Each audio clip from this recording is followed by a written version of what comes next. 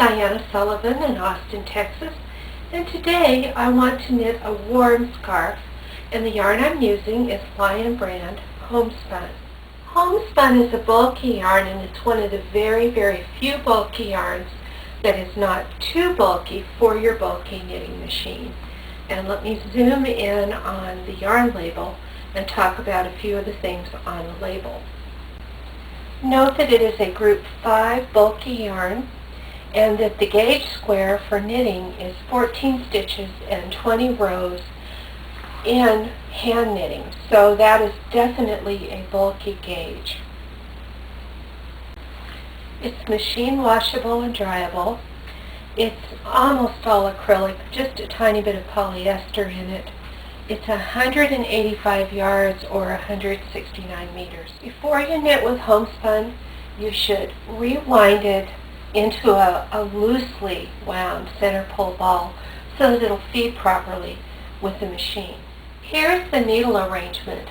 This is set up for 1 by 1 ribbing, and the thing that's unusual about this needle arrangement is that the end needle on the left is on the ribber.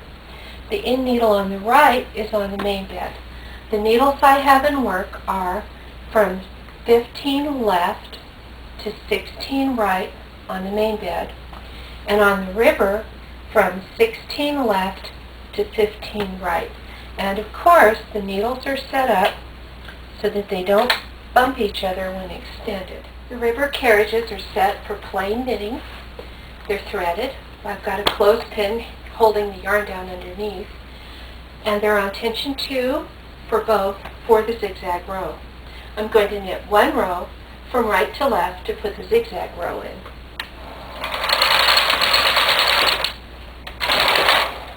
Now I'm hanging my comb, and I'm going to hang plenty of weight because this yarn is just about as thick as you can get away with knitting on the bowl. I hung 3 big ribber weights, and I set the machine for circular knitting, so this left flip button is on the top, and on the ribber the right button. I also turned the tension up to 4, and I'm going to knit my 3 circular rows to finish the cast on. Because the yarn is so bulky, to help it to feed through this dial upper tension unit, I put a piece of duct tape, which you can see I've got running, and I folded the extra across here. I put that here holding these wheel pieces a little more open, and that lets the yarn flow more freely. Once my 3 rows circular are in, I set the carriages for plain knitting again and turned the tension dials all the way up to 9 on both the main bed and ribber carriages. Knit 1 row plain. Now I've changed my carriage settings. To get the main bed to tuck going to the left, I have pushed in the left tuck button. And to get the ribber to tuck as I go to the right, I put the RP lever down on P and lifted this right slip lever. In other words, I have set these carriages for full fisherman rib, which is a doubled, very warm, very wide fabric, and it's ideal for a warm neck scarf. This is a winter scarf. Now I'm just going to knit to the desired length, and after each row I'm going to give the weights a little downward tug so that the stitches become more, long instead of round on the needles. It'll be easier for the machine to knit the next row. So here I am in the routine. You see, I'm just pushing with one hand. I'm not forcing the machine, but then I'm giving the weights underneath a little tug, bringing the knitting down. In only a few minutes, my knitting has knitted all the way down to the floor. And of course, once the weights hit the floor, we don't get any benefit from them at all. So I'm using some triangle weight hangers, and I'm moving these weights up.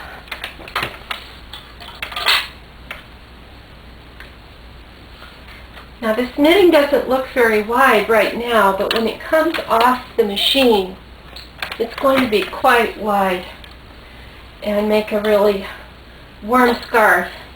In fact, you should be able to bring it right up over your head. In no time at all, I knitted up a whole skein of yarn.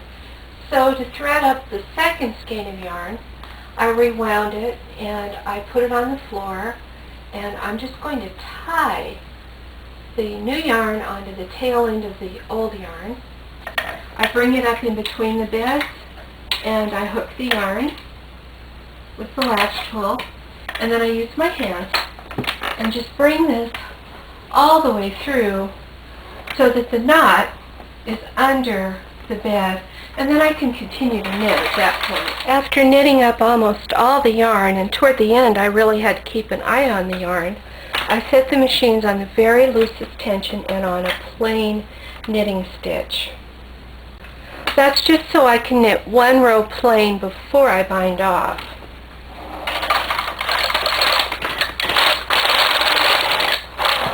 And there's that last plain row.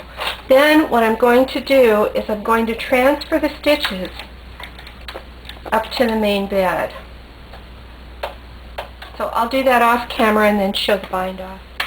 I also took all the weights off except for one, and I'm just going to transfer these last 3 stitches up to the main bed before I can bind off.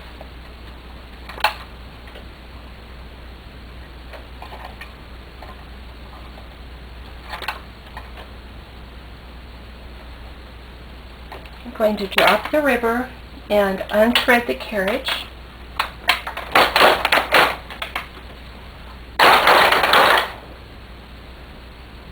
And then show you this simple little bind off.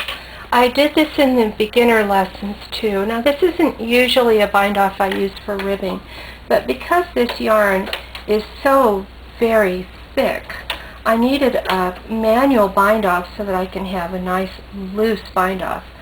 So I transferred the second stitch to the first needle, so now there's 2 stitches on the first needle.